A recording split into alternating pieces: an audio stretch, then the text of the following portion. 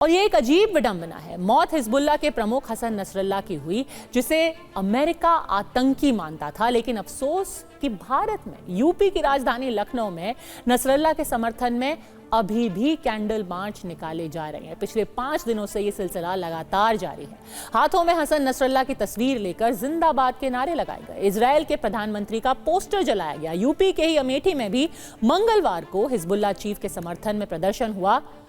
Come back Hezbollah जैसे नारे लगाए गए। हसन नसरुल्लाह जिंदाबाद! हसन नसरुल्लाह जिंदाबाद! लेबनान में हिजबुल्लाह के चीफ हसन नसरुल्लाह के मारे जाने के बाद उसका असर अब उत्तर प्रदेश की राजधानी लखनऊ में भी नजर आ रहा है। हम इस वक्त पुराने लखनऊ में, जो पुराना इमामबाड़ा, छोटा इमामबाड़ा है, उसके बाहर मौजूद है और देखिए बड़ी तादाद में शिया कम्युनिटी के लोग यहाँ पर रुके हुए हैं और इस वक्त नारेबाजी कर रहे हैं और विरोध प्रदर्शन कर रहे हैं। आप लोग प्रोटेस्ट कर रहे हैं जी। किस बात को है? हमारे जो वो हैं हिजबुल्लाह, हमारे जो हैं, कौन है? हमारे वो बहुत बड़े अच्छे मौलाना थे और हम लोग उनके लिए प्रोटेस्ट कर रहे हैं। क्या संगठन कौन सा था? इनका संगठन अरे नसरुल्लाह संगठन था। हिजबुल्लाह किस पोस्ट पर थे? क्या संगठन का नाम है? ये देखिए पोस्ट हम आपको नहीं बता सकते। कहीं जश्न मन रहा है, कहीं मातम, पर कम ही लोगों को पता है कि आखिर नसरुल्लाह कौन था या हिजबुल्लाह क्या है। यह भी याद रखने की जरूरत है कि मिडिल ईस्ट में ये खूनी जंग शुरू कहां से हुई थी। ये रुकेगी कब, ये कोई नहीं जानता, लेकिन ये शुरू कहां से हुई ये सबको याद रखना चाहिए। आपको 7 अक्टूबर 2023 का ये मंजर याद होगा जब सुबह सुबह किबुत्ज रीम इलाके में हमास के लड़ाकों ने हमला बोल दिया। यहाँ एक दिन पहले पूरी रात नोवा म्यूजिक फेस्टिवल चला था जिसमें हजारों लोग शामिल थे, लेकिन अगली सुबह हमास के लड़ाके पैराग्लाइडर्स, बाइक और कार से यहाँ पहुंचे और 400 से ज्यादा लोगों की जान ले ली। एक तरफ हमास के ये लड़ाके नोवा म्यूजिक फेस्टिवल में खूनी खेल खेल रहे थे और दूसरी तरफ गाजा पट्टी से बेहिसाब रॉकेट दागे जा रहे थे। इस हमले में देखते देखते 1200 लोगों की मौत हो गई। इतना ही नहीं, हमास ने इजराइल के 200 से ज्यादा लोगों को बंधक भी बना लिया। इसमें से कई बंधकों को इजरायली सेना ने छुड़ाया, लेकिन कई अब भी हमास की कैद में है। इन्हीं बंधकों में से 6 लोगों को बस पिछले ही महीने हमास ने बेरहमी से मार दिया था। इसका वीडियो भी सामने आया था। मरने वालों में 23 साल के इजरायली अमेरिकी हर्ष गोल्डबर्ग पोलैंड शामिल थे, जिन्होंने 7 अक्टूबर के हमले में अपना बायां हाथ खो दिया था।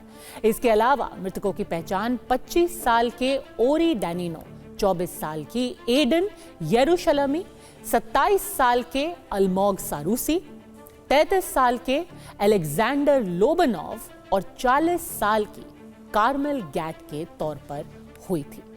मिडिल ईस्ट की इस जंग में अब तक इजराइल के 1,500 से ज्यादा लोग मारे जा चुके हैं, तो फिलिस्तीन के 41,000 लोगों की जान जा चुकी है। मध्य पूर्व में जो हो रहा है वो पूरी दुनिया के लिए चिंता का विषय है, क्योंकि जंग से, युद्ध से किसी का भला नहीं हो सकता। कोई भी नहीं चाहता कि किसी मासूम की जान जाए, लेकिन सच ये भी है कि हर किसी को सच्चाई के साथ खड़ा होना चाहिए।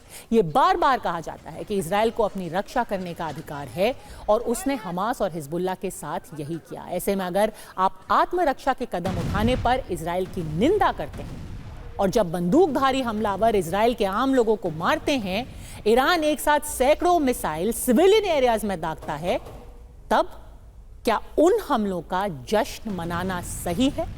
ये मैं आप पर छोड़ती हूं। अब बात करते हैं बीती रात ईरान में इजराइल की तरफ जो बैलिस्टिक मिसाइल आई। 200 बैलिस्टिक मिसाइल दागकर ऑपरेशन ट्रू प्रॉमिस लॉन्च किया गया।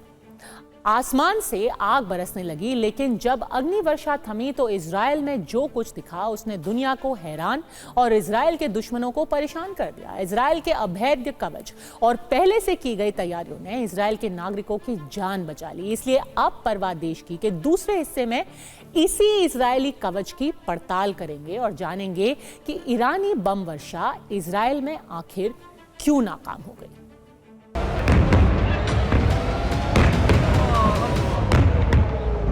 ईरान ने इजराइल पर 200 से ज्यादा बैलिस्टिक मिसाइलें दागी।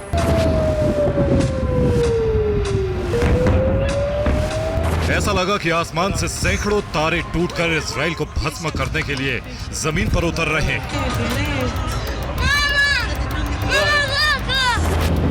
इजराइल में हर तरफ सायरन की आवाज गूंज रही थी। लोगों के मोबाइल पर लगातार हमले को लेकर अलर्ट मैसेज आ रहे थे। पहली बार ईरान ने इजराइल पर बैलिस्टिक और हाइपरसोनिक मिसाइलों से इतना बड़ा हमला किया था।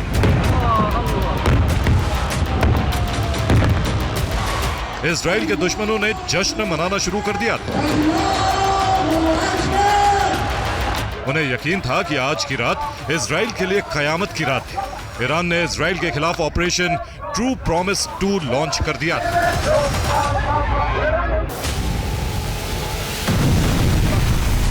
करीब 1 घंटे तक ऐसी ही अग्निवर्षा हुई, लेकिन जब हमले रुके, सवेरा हुआ तो दुनिया हैरान थी।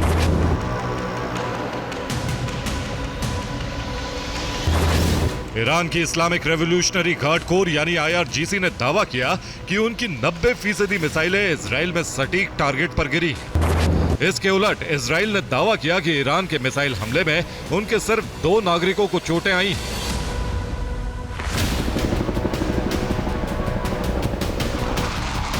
ईरान का इतना भीषण हमला झेलने के तुरंत बाद इजराइल ने अपना एयर स्पेस खोल दिया। गाजा और लेबनान में हर रोज होने वाला नाइट ऑपरेशन शुरू कर दिया। इजराइल ने बिल्कुल ऐसी प्रतिक्रिया दी जैसे इतने भयानक हमले का उन पर कोई असर ही नहीं हुआ। इसलिए पूरी दुनिया जानना चाहती है कि 200 बैलिस्टिक मिसाइलों से इजराइल को बचाने वाली ताकत कौन सी? क्या इजराइल के सबसे शक्तिशाली एयर डिफेंस सिस्टम ने इजराइल के लोगों को बचा लिया, या इजराइल के लोगों की जान उनके हर घर में बने बंकरों ने बचा ली, या फिर इजराइल के नागरिक इसलिए बच गए क्योंकि उन्हें ऐसे हमलों के दौरान अपनी और अपने आसपास के लोगों की रक्षा करने की अनिवार्य ट्रेनिंग दी जाती है, या फिर समंदर में तैनात अमेरिका और ब्रिटेन के युद्धपोतों और एयरक्राफ्ट कैरियर ने ईरान के हमलों से इजराइल को बचा लिया। ईरान की ज्यादातर बैलिस्टिक मिसाइलों के निशाने पर इजराइल का दूसरा सबसे बड़ा शहर तेल अवीव था।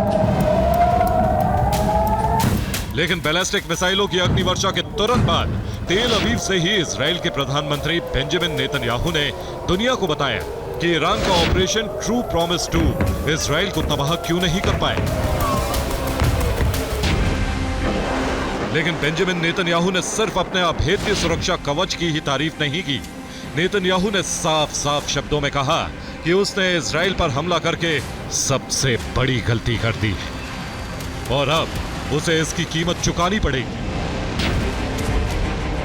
ईरान की मिसाइलें जैसे ही लॉन्च हुई, तुरंत इजराइल के नागरिकों के फोन में ऑटोमेटिक अलर्ट सिस्टम से चेतावनी के मैसेज आने लगे। इसके बाद वो बम शेल्टर्स में चले गए थे। ईरान की मिसाइलें इजराइल के आसमान तक पहुंची तो आयरन डोम, डेविड स्लिंग और एरो 3 जैसे मिसाइल डिफेंस सिस्टम एक्टिव हो गए। और जब हमला रुका तो ऐसे हमलों के लिए प्रशिक्षित इजराइल का हर नागरिक तेजी से रेस्क्यू के काम में जुट गया। इस तैयारी ने इजराइल को भस्म होने से बचा लिया। Bureau report, TV9 भारतवंश।